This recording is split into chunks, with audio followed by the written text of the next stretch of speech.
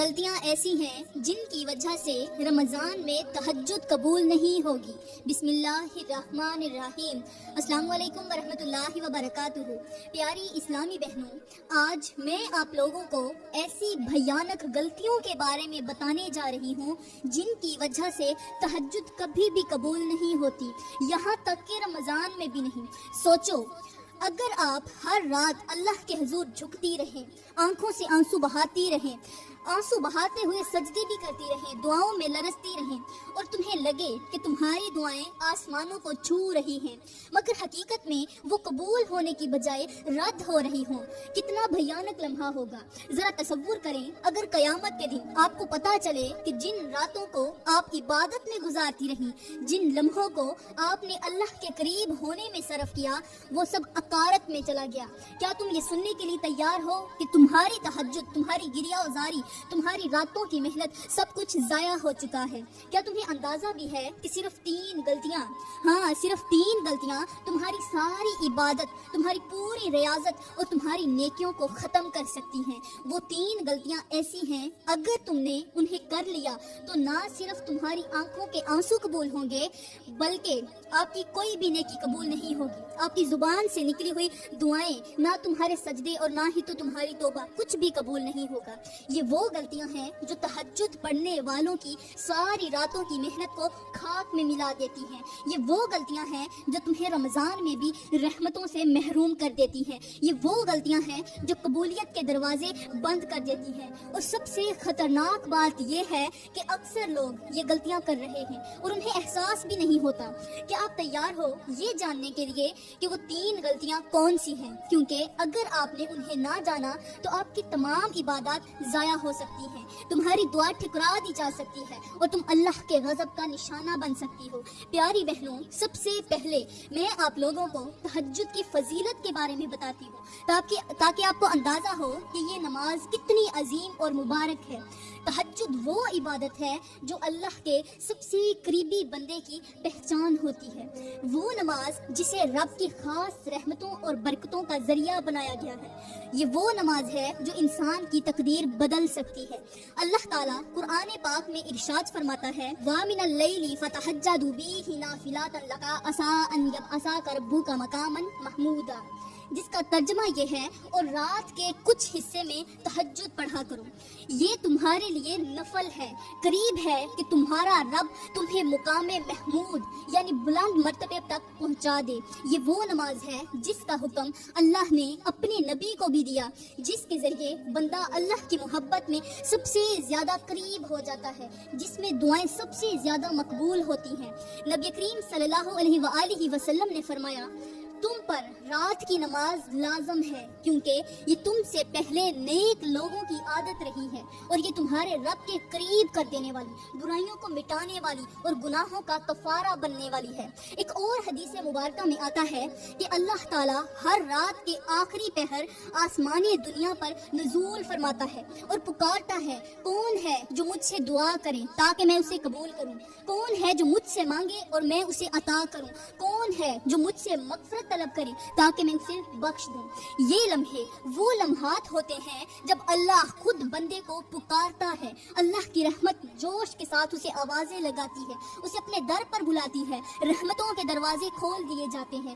سوچو، اگر کوئی تہجد کے وقت اللہ کی پکار کا جواب نہ دے تو اس سے بڑا بد نصیب کون ہو سکتا ہے؟ اور اگر کوئی اس وقت اللہ کے دربار میں حاضر ہو کر بھی اپنی دعا کو رد کروا لے تو اس سے بڑی محرومی کیا ہو سکتی ہے؟ یہ تہجد ہے جو انسان کو آسمانوں کی بلندیوں تک پہنچا دیتی ہے، یہ تہجد ہے جو تقدیریں بدل دیتی ہے، یہ تہجد ہے جو عرش کو ہلا دیتی ہے۔ لیکن اگر یہی تہجد قبول نہ ہو تو، اگر یہی تہجد رد ہو جائے تو، اور اگر یہی تہجد عذاب کا سبب بن جائے تو سوچو کیا لمحہ ہوگا۔ پیاری بہنوں، اگر تہجد قبول نہ ہو تو اس سے بڑی بدقسمتی کوئی نہیں ہو سکتی، اور یہ صرف 3 خوفناک غلطیوں کی وجہ سے ہو سکتا ہے۔ وہ غلطیاں کون سی ہیں؟ جاننے کے لیے اگلے بیان کو توجہ سے سنیں۔ یہ 3 غلطیاں اتنی خطرناک ہیں کہ انسان کی دنیا اور آخرت دونوں کو برباد کر دیتی ہیں۔ یہ غلطیاں انسان کی تقدیر پر ایسے قفل لگا دیتی ہیں کہ نہ دعا قبول ہوتی ہے نہ سجدہ قبول ہوتا ہے. سجدے پر تو اثر ہی نہیں, سجدے کا انسان پر اثر ہی نہیں ہوتا, نہ محنت کا پھل ملتا ہے. یہ وہ غلطیاں ہیں جو انسان کو دنیا میں ذلیل کر دیتی ہیں, اسے لوگوں کی نظروں میں رسوا کر دیتی ہیں. کس کو جو یہ غلطیاں کرتا ہے اس کی عزت خاک میں مل جاتی ہے اور گھر میں ہمیشہ بے برکتی اور نحوست چھائی رہتی ہے. یہ وہ غلطیاں ہیں جو انسان کے رزق کو تنگ کر دیتی ہیں, دعاؤں کے دروازے بند کر دیتی ہیں, مشکلات کو مقدر بنا دیتی ہیں. سوچو اگر کسی نے راتوں کی عبادت کی ہو اور وہ قبول نہ ہو, اگر اس کے آنسو ضائع ہو جائیں, اگر اس کی دعائیں آسمان تک پہنچنے سے پہلے ہی رد کر دی جائیں تو اس کی زندگی کا کیا حال ہوگا.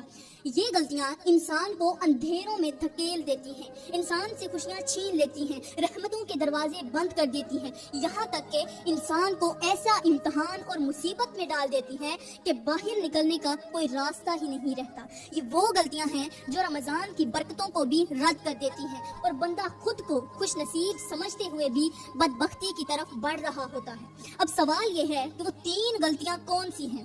اگر تمہیں اپنی دعا, اپنی عبادت اور اپنی تقدیر عزیز ہے تو ان غلطیوں کو جاننا اور ان سے بچنا تمہارے لیے سب سے ضروری ہے. اب پہلی خطرناک غلطی, تکبر اور خود کو نیک سمجھنا. پیاری بہنوں, اگر کوئی شخص یہ سمجھتا ہے کہ وہ تہجد پڑھ کر اللہ کا مقرب بن گیا ہے, وہ دوسروں سے بہتر ہو گیا ہے, وہ جنت کا حقدار بن گیا ہے, تو یہی سوچ اس کی عبادت کو جلا کر راکھ کر دیتی ہے. یہ وہ زہر ہے جو نیکیوں کے سمندر کو خشک کر دیتا ہے. یہ وہ گناہ ہے جس نے شیطان کو ہمیشہ کے لیے مردود بنا دیا. سوچو, شیطان نے بھی ہزاروں سال عبادت کی, وہ بھی اللہ کے حضور سجدے میں رہا, مگر ایک تکبر نے اسے جہنم کا ایندھن بنا دیا اور قیامت تک کے لیے لوگوں کے لیے اسے نشانی عبرت بنا دیا. کیا تمہیں یقین ہے کہ کہیں تمہارا حال بھی شیطان جیسا تو نہیں؟ کیا تم تہجد پڑھ کر خود کو دوسروں سے بہتر تو نہیں سمجھتی؟ کیا تم نے کبھی کسی کو گنہگار کہہ کر حقیر تو نہیں جانا؟ کیا تمہیں اپنی نیکی پر فخر محسوس ہوتا ہے؟ اگر ایسا ہے تو خبردار, کیونکہ تمہاری تہجد قبول ہی نہیں ہو رہی بلکہ وہ تمہارے خلاف گواہی دے رہی ہے. اللہ تعالیٰ قرآن کریم میں ارشاد فرماتا ہے, ان اللہ لا یحب کل مختال فخور, بے شک اللہ کسی مغرور اور فخر کرنے والے کو پسند نہیں کرتا. یہ تکبر ہی تھا جس نے فرعون کو ہلاک کر دیا, یہ غرور ہی تھا جس نے نمرود کو مٹی میں ملا دیا, اور آج بھی جو شخص اپنی نیکیوں پر اکڑتا ہے وہ ہلاکت کے راستے پر چل پڑتا ہے. ایک حدیث میں میرے میٹھے نبی صلی اللہ علیہ وآلہ وسلم نے فرمایا, وہ شخص جنت میں داخل نہیں ہوگا جس کے دل میں رائی کے دانے کے برابر بھی تکبر ہوگا. رائی کا دانہ چھوٹا سا دانہ ہوتا ہے. سوچو, اگر تہجد پڑھنے کے باوجود تمہارے دل میں تکبر ہے تو جنت میں داخلہ کیسے ممکن ہو سکتا ہے؟ کیسا خوفناک لمحہ ہوگا جب قیامت کے دن انسان یہ سمجھے کہ وہ جنت کا حقدار ہے مگر اس کا تکبر اسے جہنم کی آگ میں جھونک دے. تکبر عبادت کو تباہ کر دیتا ہے. اگر یہ سوچ کر سجدے میں کیا جائے تو یہی تمہاری نیکیاں دوسروں سے زیادہ ہیں. اگر تم یہ سوچ کر سجدے میں جاتی ہو کہ تمہاری نیکیاں دوسروں سے زیادہ ہیں, اگر تم دوسروں کو گنہگار سمجھ کر خود کو بدتر جانتی ہو, تو یاد رکھو یہی غرور تمہاری تہجد کو مردود بنا رہا ہے. یہ پہلی غلطی ہے جو انسان کی ساری محنت کو برباد کر دیتی ہے. یہ وہ غلطی ہے جو رمضان کی برکتوں کو ختم کر دیتی ہے. یہ وہ غلطی ہے جو اللہ کی رحمت کے دروازے بند کر دیتی ہے. کیا تم اپنی تہجد کو برباد ہونے دینا چاہتی ہو؟ کیا تم چاہتی ہو کہ تمہارے سجدے, تمہاری راتوں کی عبادت, تمہارے آنسو بیکار چلے جائیں؟ اگر نہیں تو آج ہی اپنے دل کو تکبر سے پاک کر لو, ورنہ تمہاری نیکیاں تمہارے لیے بوجھ بن جائیں گی. پیاری بہنوں, یہاں پر میں آپ لوگوں کو ایک حیران کر دینے والی مثال دے کر سمجھاتی ہوں جو آپ کی آنکھیں کھول دے گی.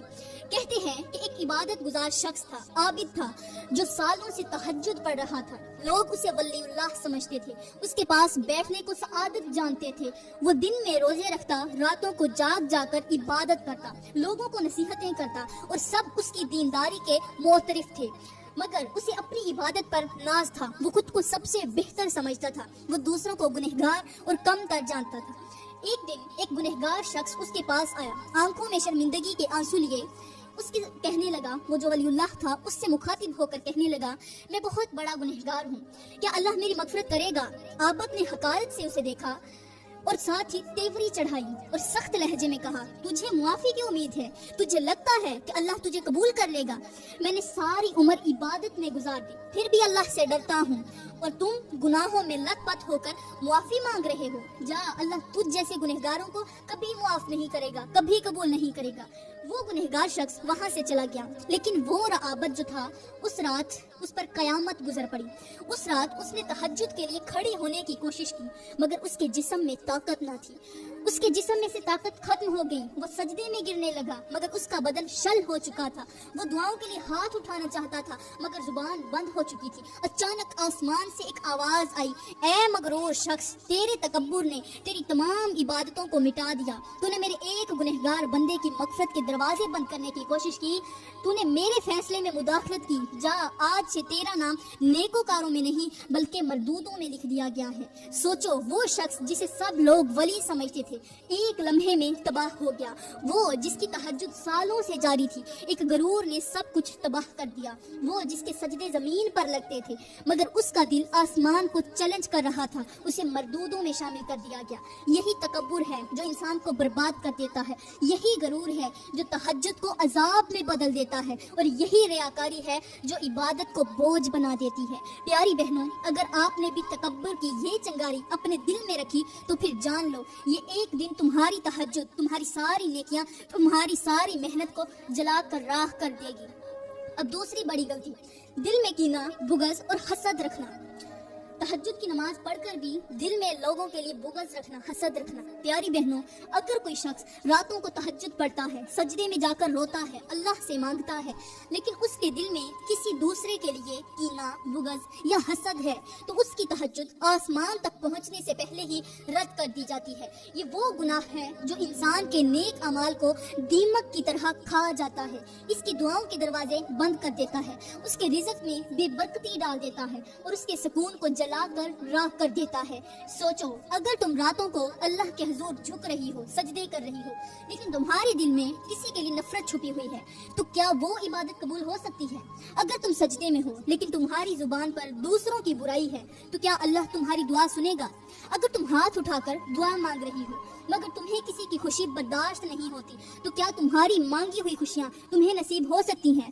میرے کریم نبی صلی اللہ علیہ وآلہ وسلم نے فرمایا، لوگوں کے اعمال ہر پیر اور جمعرات کو اللہ کے حضور پیش کیے جاتے ہیں، اور اللہ ہر اس بندے کی مغفرت فرما دیتا ہے جو شرک سے بچا ہو، مگر اس شخص کی بخشش نہیں کرتا جس کے دل میں کسی دوسرے بھائی کے لیے کینہ ہو۔